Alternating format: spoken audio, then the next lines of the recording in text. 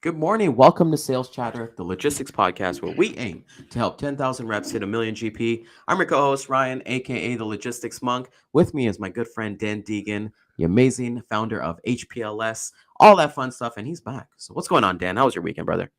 Oh, it was a great weekend this weekend, brother. I know it's going to sound crazy, everybody, but I ate lasagna.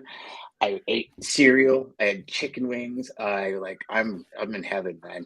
I'm in Man, heaven. it's looking, I can see the blood is like in the face and all that stuff. I'm Uh, seeing you're looking good, man. You're looking good. Thanks, buddy. My forehead's not as shiny as that picture you use on the cover, though. I realized like there was something glistening off the top of my forehead on that. But yeah, I kind of got this whole coif thing going on. I don't know what's happening, but it's okay.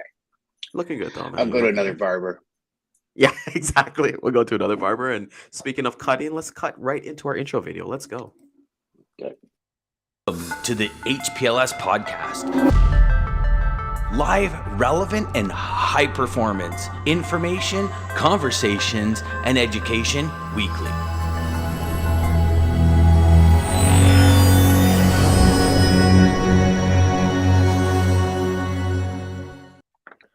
So, brother, I know you said lasagna, you said chicken wings, but the Yeah. most important, like Alex Hormozy says, you never skip dessert. So please tell me you had dessert this weekend. Cheesecake Ooh, and what kind? molten lava cake. Woo! What kind of Yeah, cheesecake? and regular. It was like a New York style cheesecake with chocolate sauce and strawberry. It was for Christine's birthday, and then molten lava cake was for Christine's birthday. And that was after. So hold on, that was after sushi. So I had sushi this weekend too, Woo! Shout out to buddy. Jeff. You I'm know, Jeff like, is not a sushi guy, but sushi's so freaking good. Jeff's not a sushi guy. No, he hates sushi, man. I've always told him, man. Anytime we go to New Jersey, I'm taking him to Wow, sushi. Like, I know he's watching, but like, you gotta try sushi, man. It's not raw fish that everybody always thinks about. Like, that's I just gone. sashimi. Yeah, sashimi. Yeah, so it's sushi is like the cooked stuff, man. You can get chicken, you can get beef, you can get fish, you can get everything. But like you said, I got a question for you. Speaking of cake, my wife is a big Black Forest cake person, and I hate Black Forest cake. I think that's the worst cake out there. Period. Why? Yeah, where do you rank Black Forest cake? Let's say in your top 10. Where is that? Okay, I like Black Forest cake, but it's probably right in the middle. Ooh, And only because like for me, ice cream cake from Dairy Queen that is doesn't like count. That doesn't the count, leaderboard. man. There's no But cake in it, man. There's no okay, so you're cake. talking just cake. You're talking Well, I would okay. say cake. I would never consider. Okay, so let me give you a thing here. Hmm. So Dairy Queen's ice cream cake doesn't count because there's actual no cake in it. But we found out Baskin Robbins, they actually do half cake and half ice cream. So if you're ever doing like a What? celebration, go to Baskin Robbins. We did that for my mom's birthday. Chef's kiss, my man. There's actual cake in it. But anyways, let's go with your top 10 and then we'll jump into today's topic. Hold on. Well, now I got to try that now. Rainbow cake has to be my probably one of my first, if not carrot cake with like the cream cheese icing, mint. Um, God, I'm hungry now, and I I was just just gonna ate. say, man, we might have to end the show early and go for dessert right now. You know, there's um, there's a place in Mississauga. You might know it. Where all they serve is dessert. Like Don't say it's Dimitri's. is it Dimitri's? I think it might be Dimitri's. It's Yes, Dimitri's, yeah. a friend brought me there. Right after Jim Jeffries show. And I walked in, and the smell in that place, like the So waffles, good. the I know. It's like a sugar rush, and like like the thing with okay. So was that your first time going to Dimitri's, or you've been to Dimitri's many times before? No, it was my first time. You walk in, you walk Ooh. out with diabetes. One I hundred was just percent. gonna say. So I was actually telling my wife about that like 2 weeks. It was like let's go to Dimitri's. But the thing with Dimitri's, Dan, is that okay, you're gonna get cake, or you're gonna get crepe, or you're gonna get a waffle, whatever. But do you get a milkshake? Like I always opt for something that's neutral. So I actually get a glass of milk, and I always get like a stare or like a snicker from like the waitress or the waiter because they're like, who the hell wants milk? But I'm like, who wants a milkshake or something sweet with their sweet? Like it Bro, you just. need milk, milk, Thank you. milk, milk, milk. Anytime. Well, when we were at our friend's place on Friday night, was it Friday night? Friday night. Christine and I went out for sushi for her birthday, and then our friends were like, "Well, we'll make lava cakes," and they made them from scratch. So we were like, "Yeah, for sure, we're on our way." So we went there, and everyone's drinking like wine and stuff. I'm like, "Can I have a glass of milk with my lava cake?" Because you gotta have milk You with gotta cake. have milk, Like man. you Milk is gotta.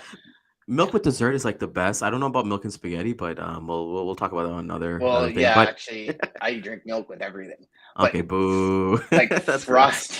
frosty cold milk with dessert, Bussin'. mint, Yeah, mint. bussin'. Yeah, So, you're in it heaven. was a great weekend. The Leafs picked up that win on Saturday. What a great game, but they Yes. sucked, man. That was I feel like in the playoffs, you always have those games where you have no business winning, but you need a couple of those. I think I remember Pittsburgh a couple of years ago when they won their Stanley Cup. There were so many games that they had that were like, oh man, we should get into it. But Dan, you said something last week, and I really want to talk about it because I've actually been thinking about it a lot on my Mhm. drives, just my time walking and things like that. And the one thing you mentioned was scarcity mindset, and you were talking in Mhm. reference to somebody that you worked at a different company with, and he was kind of like the top guy, and he didn't want to kind of show his homework or kind of give you that help.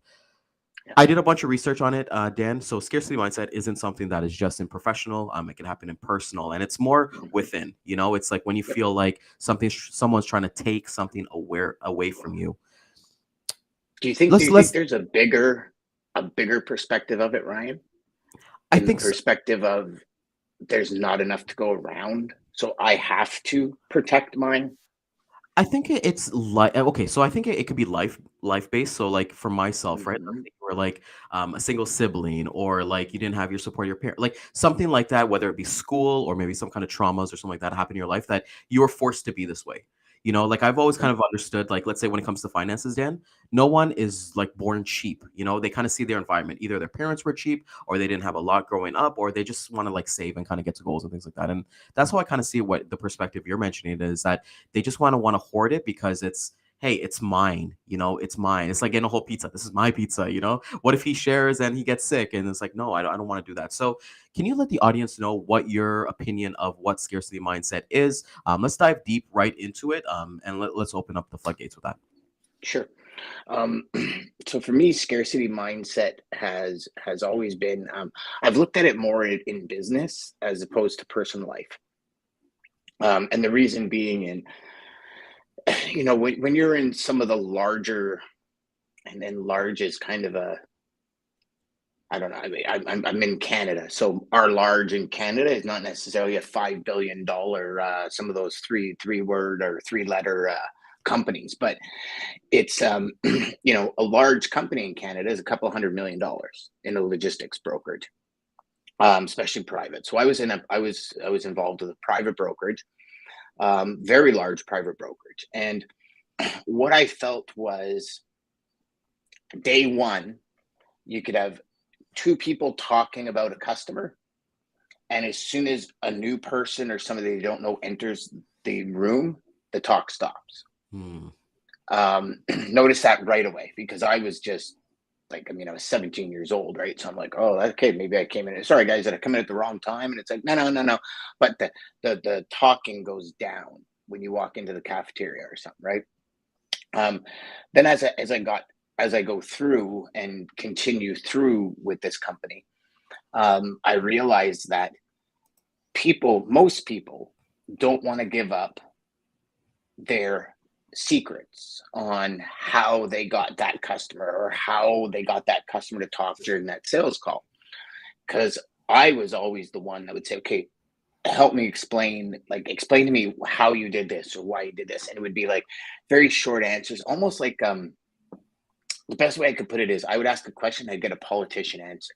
Hmm. Where they're they're trying to answer, but they're like skating around this corner and drifting around that corner, and they're not answering it straightforward. And so what I started doing is about 20 years into my career, I guess maybe 17 years into my career, I started saying, well, I want to start interviewing all these top dogs. So I went to like all the offices, reached out to people that weren't even in my company, and I wanted to start asking them questions. Now, the ones that weren't in my company that didn't know me, nobody would talk.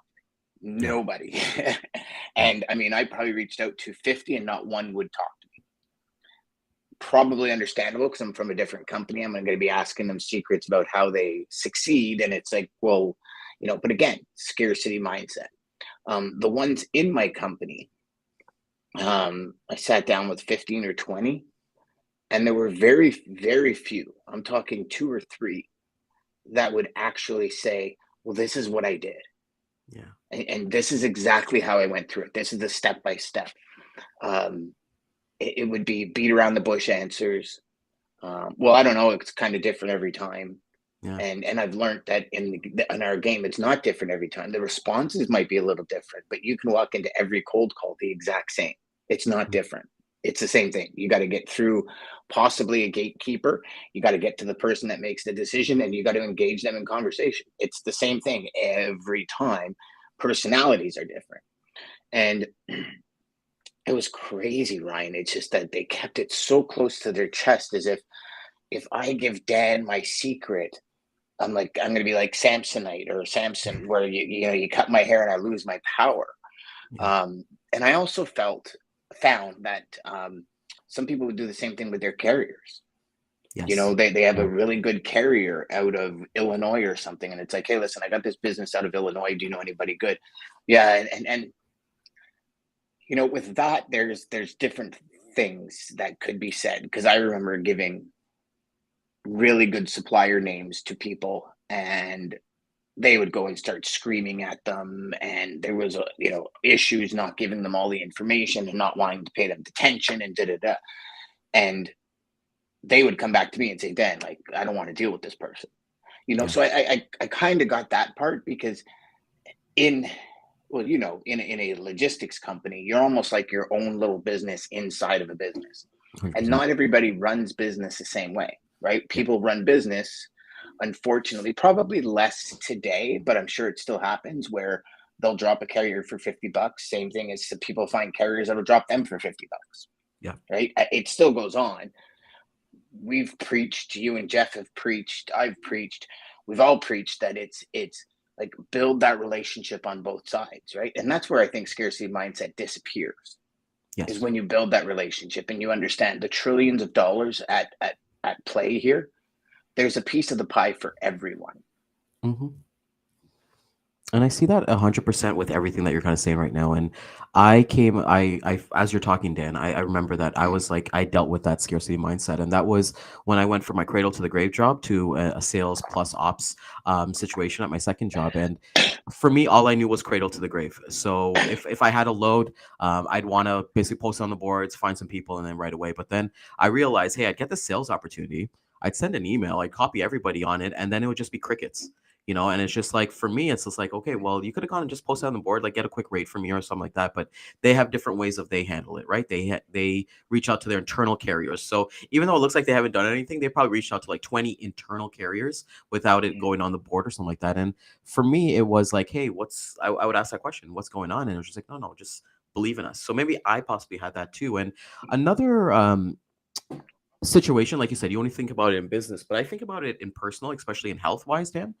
It's like anybody who starts a diet for the first time, they have that scarcity mindset of like thinking only about the foods that they can't eat. So that's why a lot of Yes. diets kind of fail. You look at resolutions that start on January 1st. It's like, I got to get to the gym. I got to get to the gym. They're thinking about losing that 20, 30 pounds. They're so fixated on it, not knowing that they're making progress day by day by day by day. And then realistically, like, I consider my gym, like, I go quite a bit, but I know there was times that I considered my gym like a donation. It was like a write-off. So I pay my monthly fees and not go in anymore. So that was like my donation to there. So I want you to kind of, like you said, you saw that when you had that in your career. How does one, because we kind of do things without kind of noticing ourselves. What are some key traits that you've kind of seen that people can notice that maybe, hey, they have a scarcity mindset? The first one is obviously the belief that there's not enough. If you ever, um,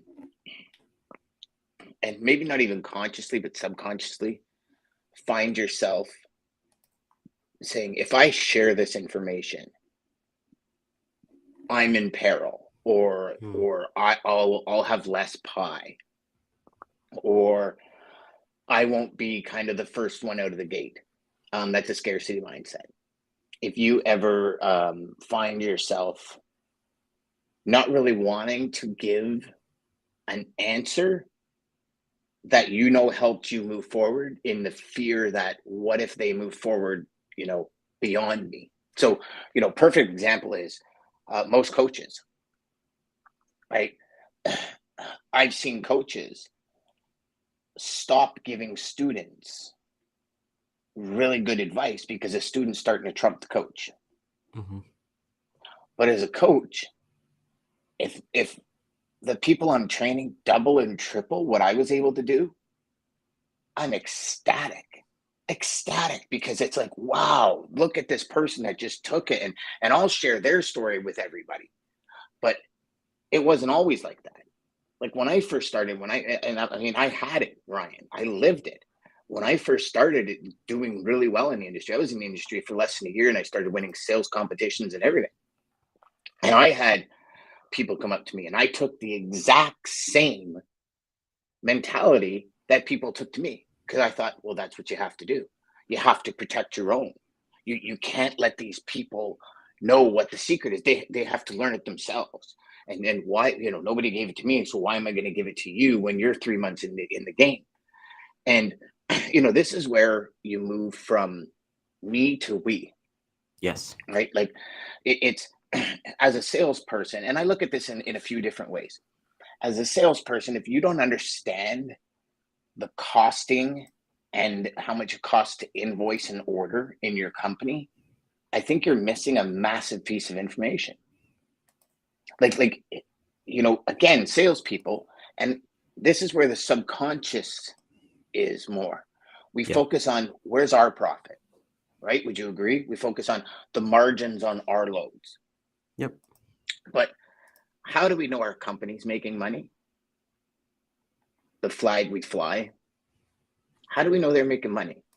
And I'll give you a perfect example. I remember sitting down with the VP of Ops, and I said, what does it cost to invoice an order?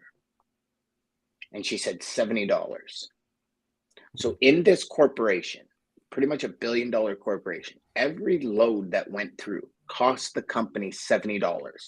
Employee, personnel, office supplies, rent, hydro, like A to Z, $70 was the dollar figure. And I looked through my system. You know how many loads I had at $50 a load? Because I had a couple of shippers that would give me 15 loads a day. I put $50 on each of them. I had one carrier doing it. It was like literally, 15 load sheets, 20 load sheets every day that went out, and we never thought about it. Reports came in like it was easy. But when you're doing 50 to 20 load sheets at $50, that adds up at the end of the week. But it was a single load sheet. Each one was a single load sheet. So what was happening is every load sheet cost the company $20 because they had to individually process it. So what I did is I started a deal with the supplier and the customer that I'd invoice them once a week. So we do all the loads at the week. On the Friday, they get invoiced. One invoice, one set of one. So I reduced that cost. I went from 100 something load sheets to one. So I cut that cost down, but only because I had the conversation. Yeah. Now, as a sales rep, I started to realize I had that, and it's a different kind of scarcity mindset where my business was the only business that mattered, right? And it changed the way I look at the company in general. And then when I started training salespeople in that company, that's one of the first things I did was say, hey, listen, like we got to understand, you need to make money, but the company needs to stay profitable because otherwise if you're making $20 a load, that extra $50 is being pulled from another sales rep's money. Yeah. Right. It's being pulled from their profit. And if we are going to make this, we have to think of and that's why when I wrote my book, The 4 Pillars of Transportation, it was, your life, your customer, your company, and your team.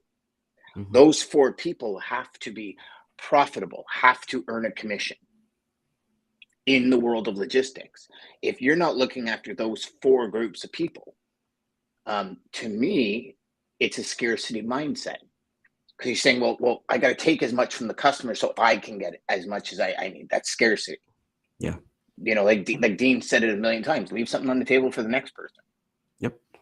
Right. And it's in, like Lisa says, you're empowering others. Now I'm the first one. A new person walks through the door. I'm like, dude, let's sit down for 2 hours. Yeah. Like Yeah. let's figure, and so are you, and so is Jeff. Like let's sit down for 2 hours. Let's just talk. I'll give you. I would much rather help somebody get 6, 8, 10 months ahead,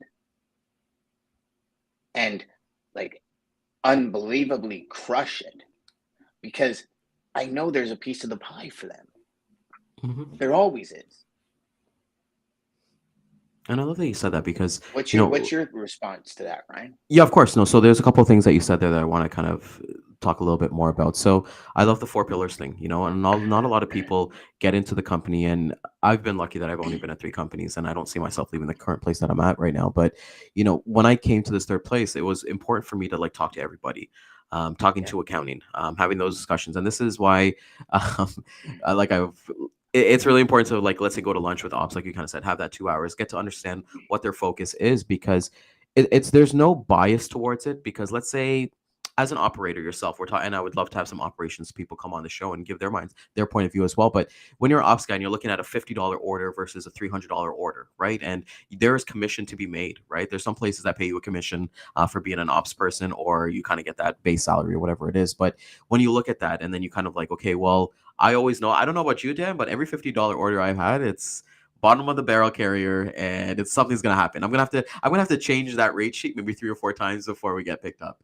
But I find like those things just don't work. But I think when you switch your mindset from that scarcity to abundance, knowing that hey man, there's everything for all of us. And Tony Robbins said a great story about that in terms of that he didn't have much, but he helped other people, and he always kind of wondered like, hey, am I gonna run out of money? Am I gonna run out of conversations to have with people? But then I feel I'm not trying to get too special here, but when it comes to the universe, abundance will help you.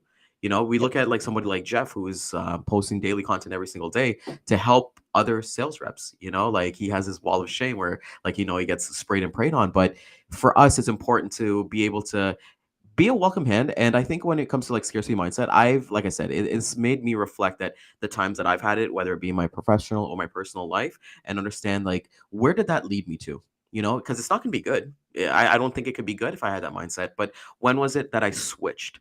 Right. So it's really important to me for what you kind of said. Like, you have those four pillars: yourself, your business, your company, and your coworkers. And understand that, hey, we're all going to get this. We're all four spokes on a wheel, and we're going to make this turn from there.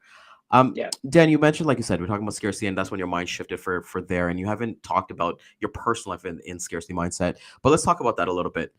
In your personal life, your wife, your family, what your snowmobiling, everything that you find that is away from business, how do you deal with people who are of that scarcity mindset? And instead of saying like the easiest way of like, hey, I just stopped talking to them, I stopped engaging with them, I feel like it's kind of like our duty to kind of help them. People will be who they are, and you accept people for who they are, that aspect. But how do you kind of manage those relationships with people in your in your personal life? So I just want to share something quickly before I jump onto that, because I think it's important to understand.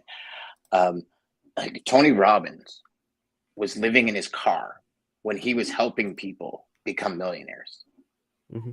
And so you talk about, not focusing on yourself and focusing on other people. And there's so many stories you can find about Tony Robbins, and he was studying with Jim Rohn and all these greats, and he was actually in a graduating class, or like one of these things where you got to go for like 10 weeks and then you graduate and you get your certificate that says you're allowed to help people, right? And he was 3 weeks in. He says, "No, I got it now. I'm good. I'm going to go start helping people." And they actually fired him from the class. Because like, well, you haven't graduated. He said, "But why do I need to graduate? Like this information here can help people. I'm going to go help them." And he was living in his car, and people he was helping were becoming millionaires. Right. So you talk about a non-scarcity mindset, knowing this is going to come back to you, right?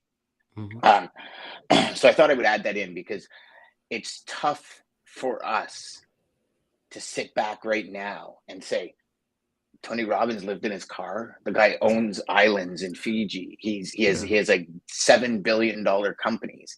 Like, are You you sure you're talking kidding? about the right Like, guy? yeah, exactly. And this is where I think most people can't like sit down and really like get this. Is like James Dyson. he, before creating the Dyson vacuum, he had 5,127 different prototypes of vacuums. His original idea was to sell to like Eureka or Kenmore or one of these big vacuum companies. And he lost every single friend. The only person that was standing beside him at the end was his wife. Everyone thought, dude, vacuums have been around forever. What are you trying to do? Like, you're crazy. Like, they literally thought he should be committed to a white padded room in a straitjacket. And he finally, after 5,127 times, he's like, I'm just going to start Dyson vacuums, and look at him today. Because again, he's helping people.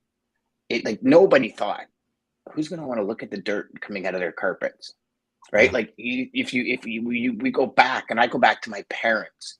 When my parents had a vacuum in this big canister, and it was this big bag, and you pull the Plug bag into out. the wall. Yeah, I remember and that you outlet. That was so yeah, annoying. Yeah. you touch the bag, and this poof of dirt comes out, right? And it was who wants to see the dirt? Well, I know personally, when I see the dirt, I'm like, it feels clean, right? Because you see what's come out. So it's changing that perspective, right? But so back to your question, I apologize, but it's this is part of scarcity mindset, because everybody that Dyson dealt with had the scarcity mindset. This already exists. Yeah. Right? Like, we're about to embark on a new project that, for the most part, the shell of what it is exists, but not what we put inside. And we're going to have that. Well, what's the difference between yours and this?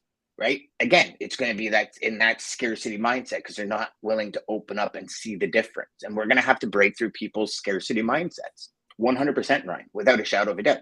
But that's what's going to be super cool about it, is because when we see the people's eyes light up and go, right, when that domino falls and that big bright idea light that gets everything. In personal life, I'm a little different. I help people that help themselves. I've wasted, and I'm going to say wasted, a lot of time, effort, and energy in my personal life helping people that have no interest in helping themselves. And I've come to a realization probably about 15 years ago that you can't help somebody that's not willing to help themselves. Yeah. I've given people books that have changed my life. I've bought them copies. I've asked the authors to sign them. They've never read them.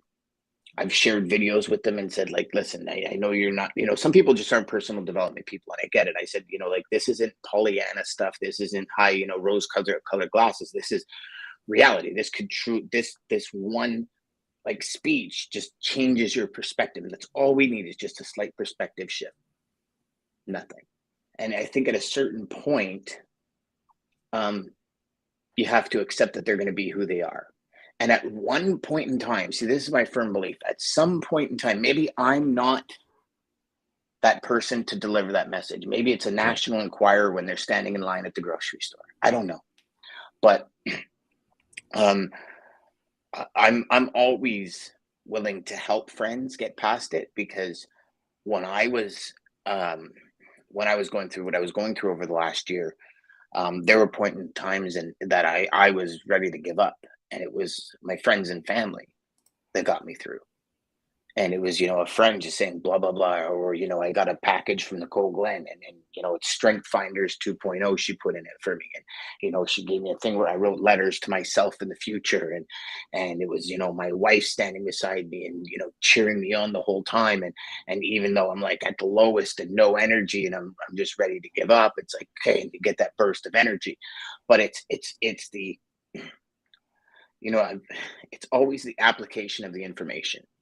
If you're trying to help, I believe anyways, if you're trying to help somebody in your personal life and they've got a scarcity mindset and they don't believe, hey, listen, it's not just money. There's not enough love in the world for me. I'll never find that one. I don't have any good friends. That scarcity mindset is a massive spectrum of thoughts, right?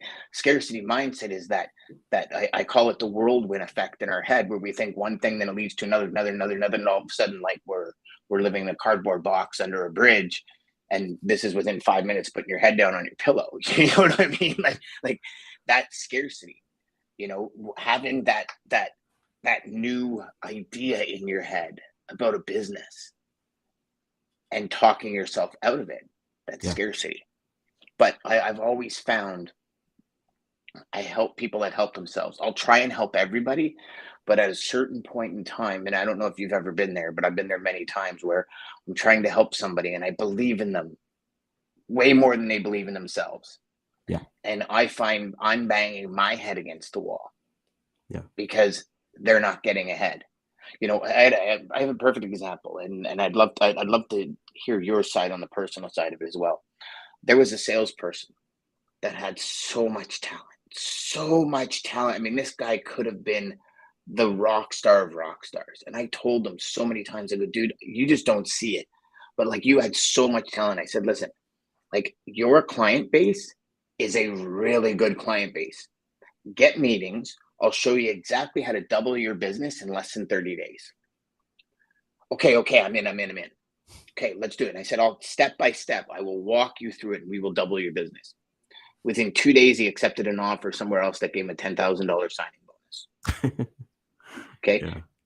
I told the entire team in my department, I said, listen, this is what happened, but here's what I want you to see. All of you can walk with me through the next 30 days. And in the next 30 days, I tripled his business. And it's not because of Dan. I knew how to approach his customers. I knew the business they had. He had some huge customers, and it's just approaching them in a different way. And I showed the 27 other reps that were still there how to triple a business in 30 days. And you think about it, he was doing about 15 grand a month. So he would have been doing 45, right? That $10,000 bonus was nothing compared to what he could have made, but he jumped because of the bonus. Because his scarcity mindset couldn't get past the fact that he couldn't get past that number. And just to kind of play devil's advocate on that, did you ever keep in contact with him? Like, did he? Oh yeah. What did he do at like the new place? Nothing. He's gone to so, another place now. And that's and again, it's still to this day when I talk to him, the guy's got so much talent. He just can't get past his own scarcity. How do you deal with it in personal life? Yeah, in personal life, the one thing that has helped me with people who like have a scarcity mindset is I detach from the outcome. And that's something that I really learned early in my career. Like when I'm kind of telling somebody, hey, they want some help with like, let's say logistics or like life or anything like that. And I give them the blueprint. That's the one thing I don't do, Dan. I don't gatekeep. If anybody wants to know whatever I do, my DMs are always open and have a conversation. So when I give somebody the blueprint that I really worked hard at, and I'm willing to give that, and I just see like, oh man, like, I'm not gonna, hey man, did you do any calls today? Or like, did you go, like, even scarcity mindset in dating, right? It's like, you don't just sit on Tinder and just swipe left and swipe right, man. Go have conversations with people, go try something new. And if you find a like-minded person, like let's say you like chess, you're not going to be on Tinder looking for your next girlfriend or boyfriend on chess. You can go to a chess club or something with golf.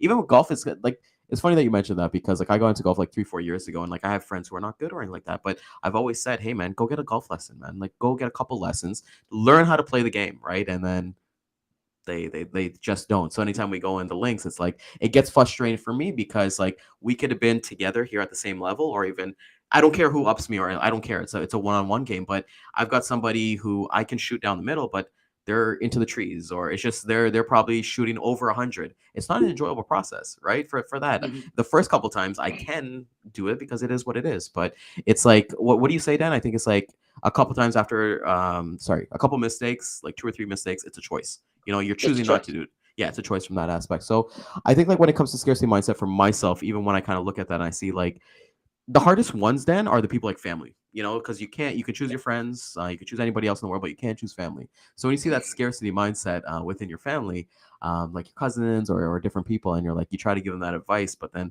they just don't want to take it. It's like, okay, well, there's a point in time, like you kind of mentioned, if they're not going to want to listen to what I have to do or put into apply in action, then it's like it's time to walk away and kind of detach from the outcome. But I'll always be here, So it's kind of like loving from afar, if that makes sense. So I think that's extremely important. Yeah, and it's I know we got to go because we're running way past, but it's one of these things where I've often said, you know, don't complain if you're going to do nothing about it. Yeah. And not to bring up rock stars and stuff, but if you listen to Kid Rock, okay, and he says, "Hey, I wanted this, so I'm not going to bitch," and he's talking about paparazzi. He's like, "I wanted to be a rock star. I knew what came with that, the popper, and as unfortunate as it is, does everybody deserve privacy? Yes. Unfortunately, you put yourself in that light, people are going to spy on you. You're gonna have drones fly over your house. It's what it is. It's unfortunate, but it is what it is." And he says, like, listen, he was in an interview one day, and he says it in one of his songs too. He says, like, I wanted this, so I'm not gonna bitch. Mm. When I get out somewhere and I'm walking into a restaurant and there's 100 people wanting autographs, like, I wanted to be Kid Rock, Mhm. right? So that's what it is. And I think sometimes, we want to be this, call it a superstar, right? But so not very many people are willing to put in the work. Yep. And that's the problem. And that's where the mindset starts to downward spiral. Because you might have cousins or somebody that say, I really want this. You're like, okay, here's the blueprint. Take it. Oh, that's work. Well, Yeah. what do you expect? It to fall out of the sky? Like the amount of hours that I studied. And when I say studied, I mean every kind of book, from psychology to negotiation to everything. Humans, the way the brain works, dopamine, serotonin, like all these books I studied, because they all had a connection to my career, to my life as a whole, and trying to understand, when this happens, why does my body respond like that? And it's actually a reaction as opposed to a response. But when this happens, why does my body react like that? And something as simple as a prospect saying no. You're getting all the way down to almost the finish line and they say no. And I found I reacted like negatively when my funnel wasn't full, Yeah.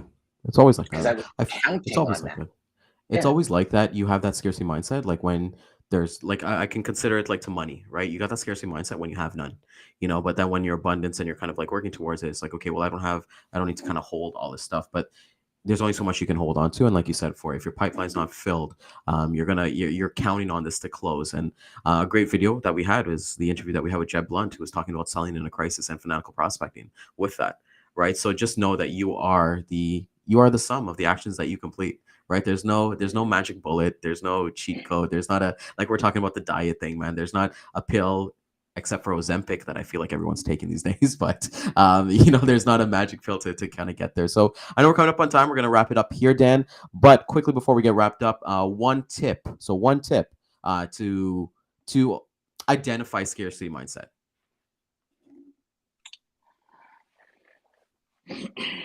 I think you see it. Like, you see it right away.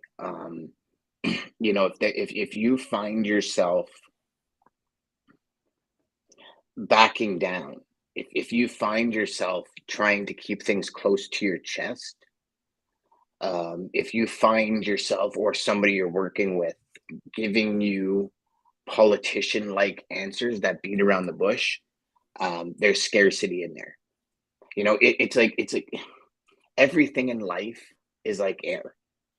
There's enough to go around. And again, this isn't like, Ryan, this isn't Pollyanna. This isn't some rose-colored glasses thing. Like, it's reality. Yeah. There's like quadrillions of dollars in the marketplace for everyone to make. There's always another customer for someone to get. Always, always, always, always, because somebody is being treated like a number. Somebody is like, you have a gift. Yep. Every one of you watching has a gift that Ryan and I don't have. Yep. That the next person beside you doesn't have. And there's a customer out there that wants you, that's looking for you. And I think when you realize that, then you start putting in the effort to make it happen. But if you find yourself convincing yourself, oh, there's no more leads out there, I'm just going to take today off. That's a scarcity mindset. Like it is 100%. And if you're finding yourself, putting your head, because the reality is this, when we're go during the day, it's one thing. But the real test is those quiet moments. Yep. When you put your head down on the pillow and you say goodnight to your spouse, or you say goodnight to your pets, and you put your head down on the pillow. It's that 5 minutes, maybe for some people an hour before they fall asleep. It's that quiet time in the shower. It's that quiet moment at a stoplight on your way to work.